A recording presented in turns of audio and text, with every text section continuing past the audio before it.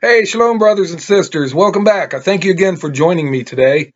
Today, I want to do an introduction to the book of Numbers in the Old Testament. I just feel it's always important because, you might have some beginners that are curious about the books, and what better way to introduce it to them and just give a little bit of information about the book.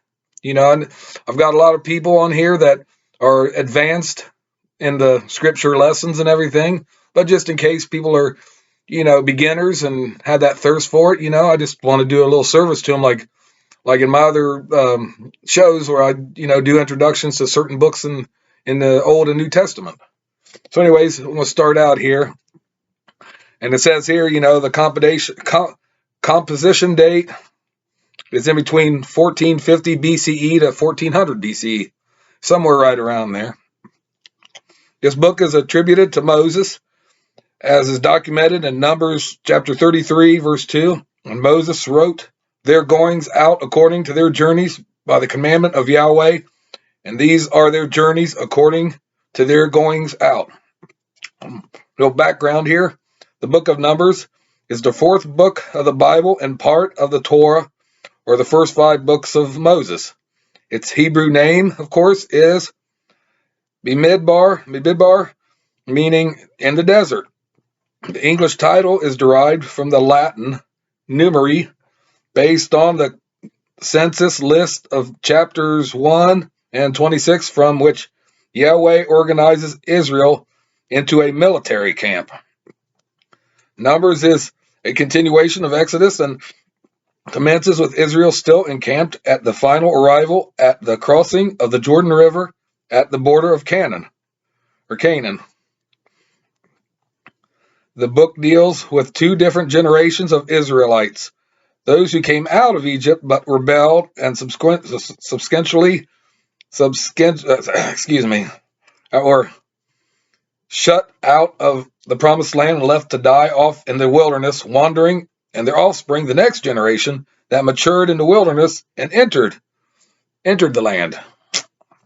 Now, the significance of this: Numbers defines the age and service of the Israeli priest, a foreshadowing of those who minister in the New Testament. It also reveals the gravity of the Passover, stating that anyone who neglected this observance was to be cut off from among the people. Chapter 9, verse 13. It also speaks of the law of the vow, a concept which has been largely forgotten in the modern world. Look up chapter 31 through 16.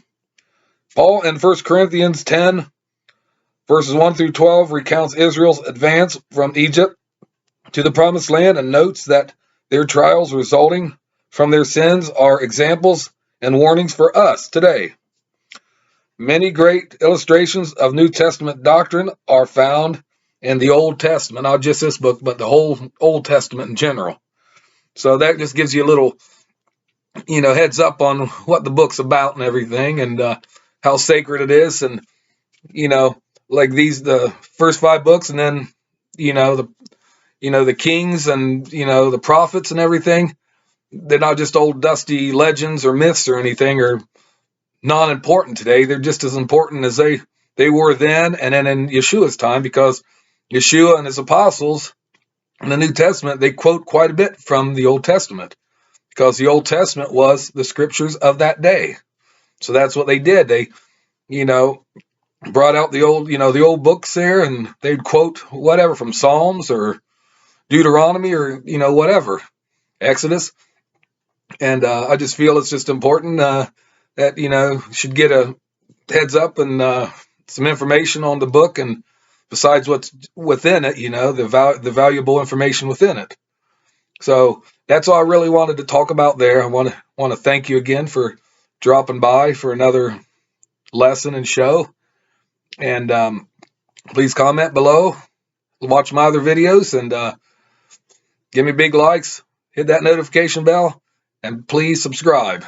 Like I said before, I'll have more content on. I don't know what it is. I'm just guided by the Spirit. The Spirit basically tells me, when I, get overwhelmed, like, what am I going to do next? I'm like that. I'm like, what lesson do I do? And I'm just sometimes sitting there or laying down or whatever, and the idea hits me, the words or the phrase or the verse or something just pops into my head. So I just, introduce it on these shows. So I thank you again, like I said, and please pray and, enjoy your scripture studies and just keep on praying and keep the faith alive. And that's all I've got to say right now. So I thank you again. Till we meet again. Peace out and shalom.